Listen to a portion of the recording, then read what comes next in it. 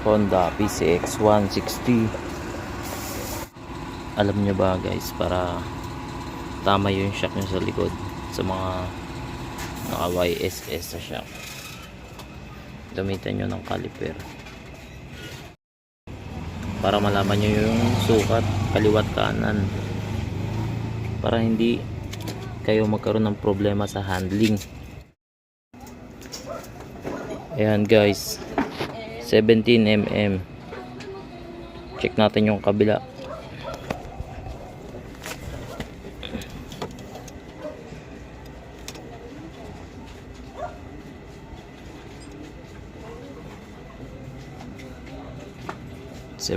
mm. Alright.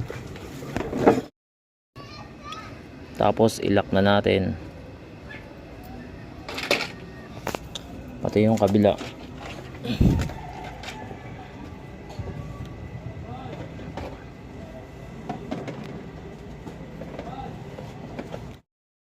So yun guys, dagdag kaalaman sa mga naka dual shock para pantay ang inyong handling.